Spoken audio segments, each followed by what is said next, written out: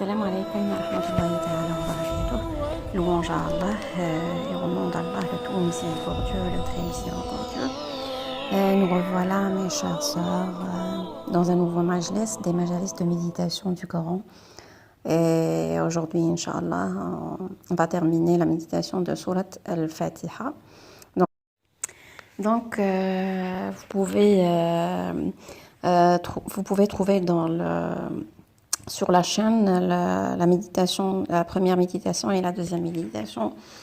Et puis, Surat al-Fatiha, c'est l'ouverture du Saint-Coran et il commence par elle. Et puis, c'est l'ouverture du livre. Et puis, Surat al-Fatiha, c'est un guide pour nous. Elle nous guide en fait dans chaque prière, dans chaque raka, dans chaque unité de prière par notre dua, notre prière à Allah subhanahu wa ta'ala de nous guider vers son droit chemin. Et Inch'Allah, il va nous guider vers son droit chemin. Et on va être par ces majalis donc, Inch'Allah, on va être ceux qui glorifient, qui vénèrent et qui louent Allah subhanahu wa ta'ala. Et Allah subhanahu wa ta'ala, à la fin de ces majalis, il va nous pardonner, il va pardonner nos péchés, Inch'Allah. Donc, l'objectif de Surat al-Fatiha, elle englobe trois principaux objectifs du Coran. Donc le premier, c'est quoi? C'est la reconnaissance totale, la reconnaissance complète pour Allah subhanahu wa ta'ala seul, qui octroie des bienfaits qui sont innombrables à ses adorateurs. Donc toutes les louanges acquises à Allah subhanahu wa ta'ala. Et que c'est lui, notre Seigneur, et lui seul que l'on doit adorer. Et la certitude qu'il va y avoir le jour de la rétribution, maître du jour de la rétribution. Deuxième objectif, c'est l'adoration pour Allah subhanahu wa ta'ala. Donc on dit, c'est toi et toi seul que nous adorons. Le troisième objectif, c'est quoi? C'est la promesse d'être comblé de bienfaits et l'intimidation qu'il existe, il va y avoir l'intimidation, donc le wa'd ou le wa'id. Donc l'objectif, on va dire général de la sourate al-Fatiha. Donc elle met l'accent sur la perfection de qui? De l'adoration de qui? L'adoration, enfin la perfection de quoi? C'est la perfection de l'adoration de qui? L'adoration d'Allah subhanahu wa ta'ala, qui est l'unique. Donc il faut, pour avoir la sincérité et la loyauté envers Allah subhanahu wa ta'ala par nos adorations, nos prières, etc., notre comportement dans ce monde-là.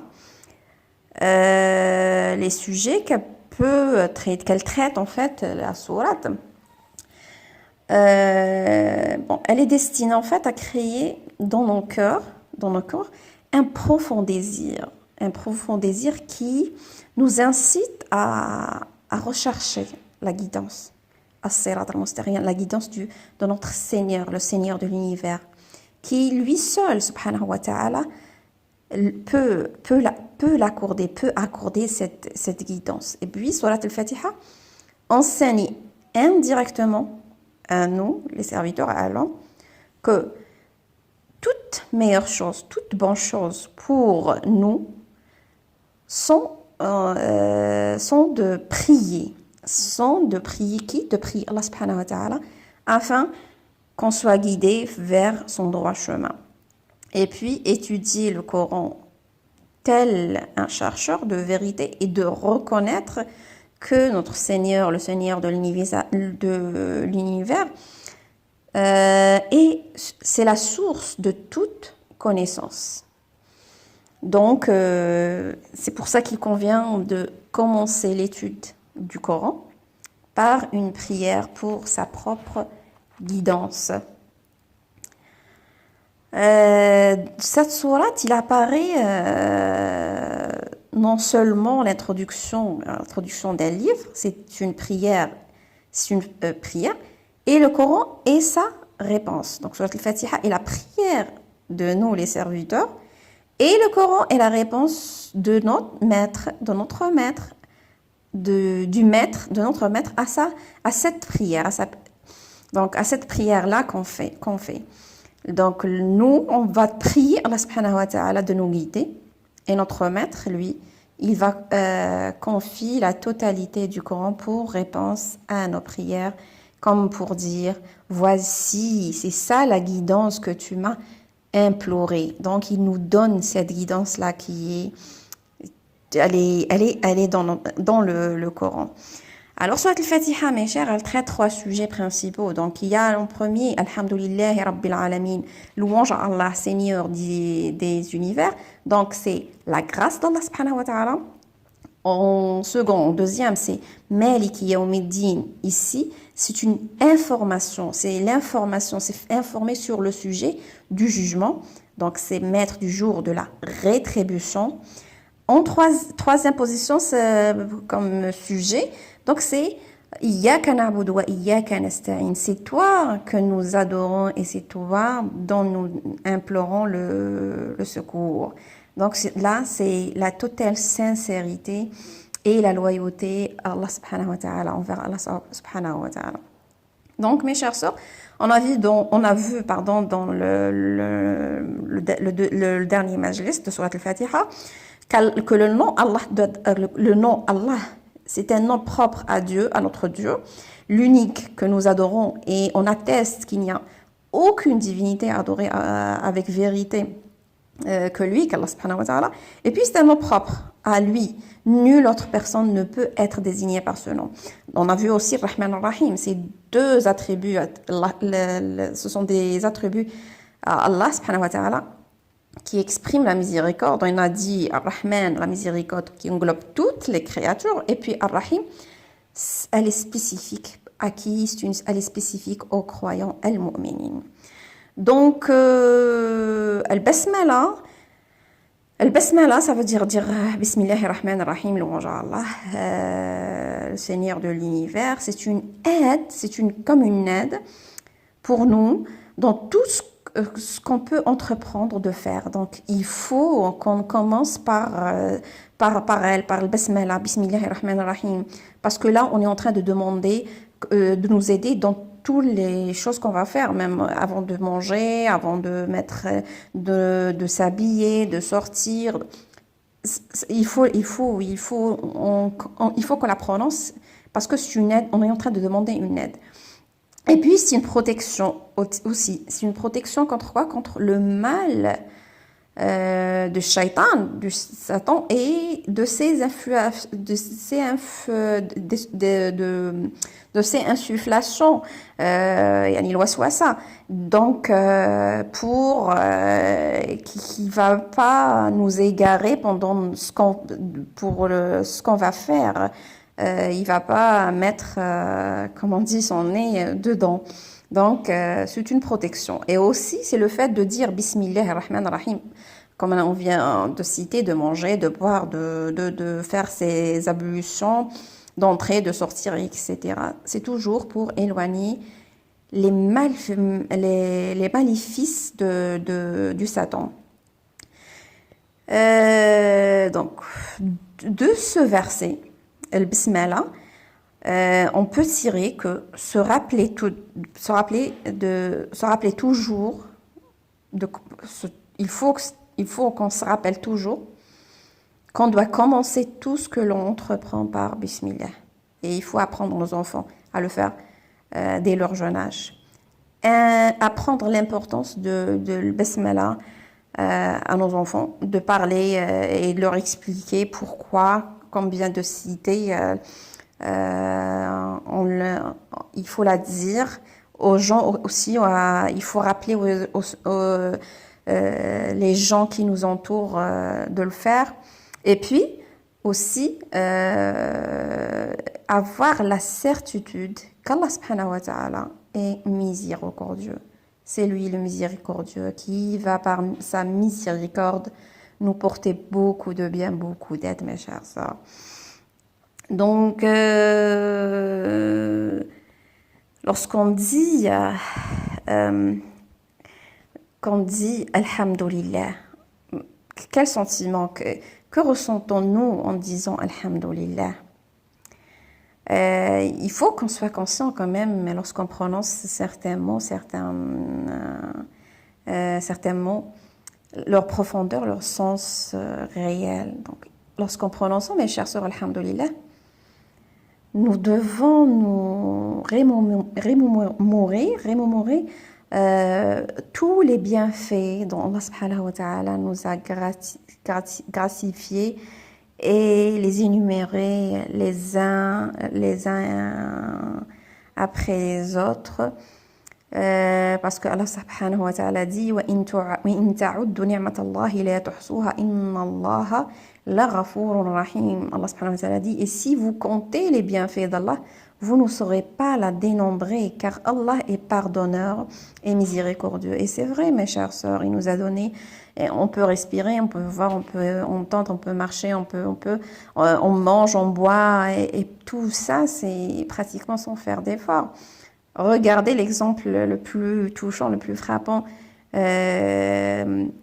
Lorsqu'il y a eu le Covid, il y a des gens qui dépensent des sommes énormes rien que pour avoir de l'oxygène pour respirer.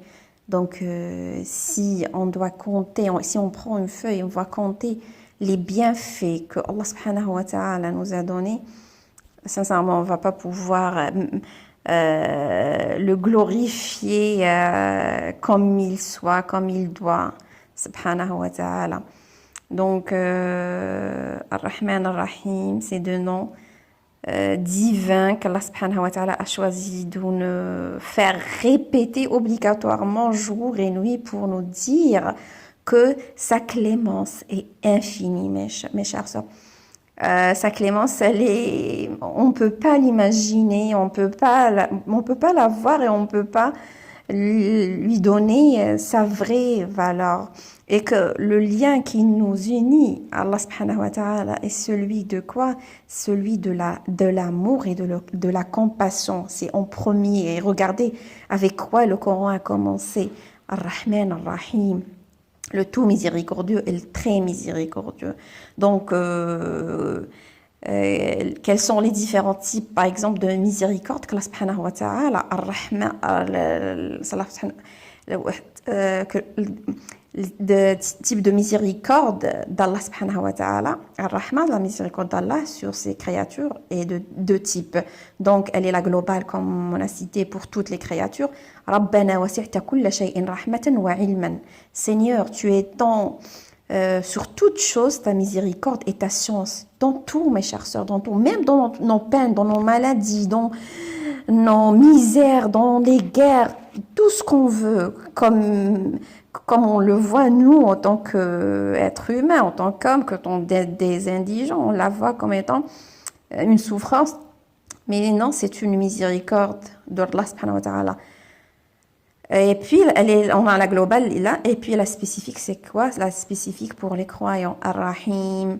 Ar-Rahim pour les croyants avec la foi et les bonnes actions. Donc là, imaginez qu'avec tout ce qu'on a comme rahma global, on va avoir avec nos actes, avec nos comportements, un plus, un bonus en fait, Ar-Rahim. Donc, imaginez, Allah subhanahu wa ta'ala dit هو الذي يصلي عليكم وملائكته ليخرجكم من الظلمات إلى النور وكان بالمؤمنين رحيما. C'est lui qui prie sur vous ainsi que ses anges afin qu'il vous fasse sortir des ténèbres à la lumière, et il est miséricordieux envers les croyants. Donc rien que ça nous donne envie de travailler plus, de faire plus d'actes, s'approcher encore plus d'Allah subhanahu wa ta'ala pour avoir cette miséricorde spécifique de lui subhanahu wa ta'ala. Maliki yawmiddin, le roi du jour de la rétribution. Donc ce jour, Allah subhanahu wa ta'ala est le seul roi, mes chers. Il y a aucun roi, aucun maître, aucune personne qui peut avoir cette place-là. Et Allah subhanahu wa ta'ala va dire Aïna muluk al-ard. Où sont les rois de la terre, dira-t-il subhanahu wa ta'ala. Donc, d'où les ordres qu'il nous donne de faire le bien et de nous éloigner du mal.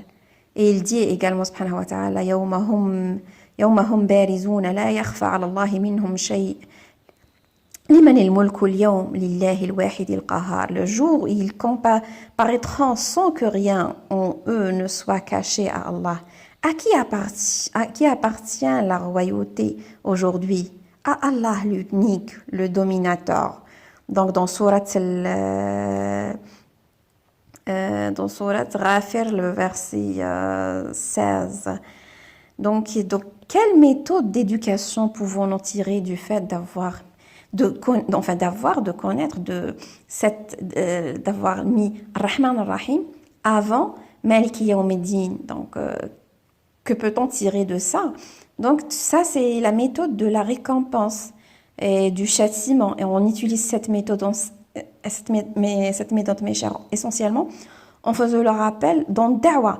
Ça veut dire pour rappeler les gens que c'est vrai qu'Allah, il est miséricorde, et il donne encore de la miséricorde pour ceux qui l'écoutent, qui font du bien. Mais aussi, il faut faire attention parce que Allah subhanahu wa ta'ala, on va être devant lui et il va y avoir un châtiment. Donc, il y a toujours, et c'est préférable toujours de devancer la réponse, et on a la récompense, et en arabe on dit at-targhib, donc pour donner pour encourager les gens à nous écouter, à être apaisés. Et puis, par la suite, on va leur rappeler le châtiment, at-targhib en arabe. Et bien sûr, dans son contexte, bien sûr, comme dans le hadith al-Qudusi, Inna rahmati sabaqat ghadabi. Ma miséricorde devance ma colère. Donc, rien que ça, mes chères sœurs, Allah subhanahu wa ta'ala ne nous a pas créés pour nous faire souffrir, pour le châtiment lui-même. Mais non, il nous a créés juste pour l'adorer, pour le glorifier, pour suivre son droit chemin, pour qu'on soit récompensé, Inch'Allah, par El Jannah. Alors ici, mes chers, il y a un acte qu'on peut tirer de cette méthode éducative. En arabe, on dit targhib ou tarhib, la récompense et le châtiment. C'est qu'il faut qu'on soit quand même tendre et affectueux, quand on fait un rappel ou quand on éduque nos enfants. Et puis toujours, qu'on doit commencer par parler des récompenses, parler par des mots tendres, par de l'affection, par de la tendresse, avant de passer au châtiment.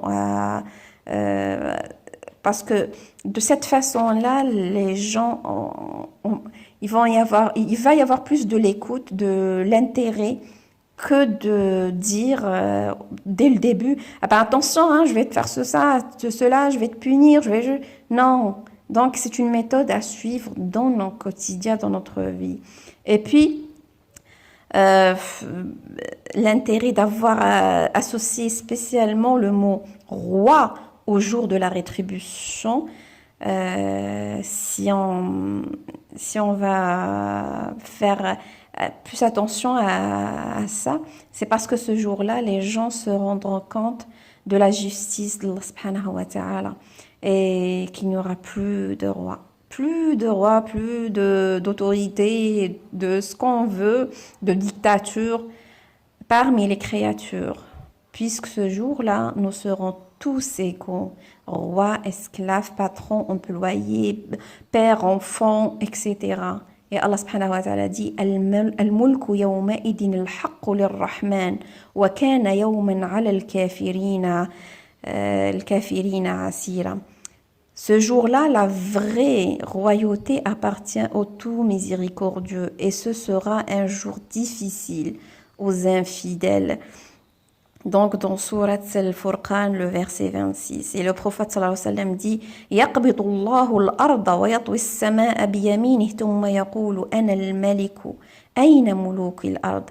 Donc, le jour du jugement, Allah saisira la terre dans sa main et pliera le ciel de sa main droite.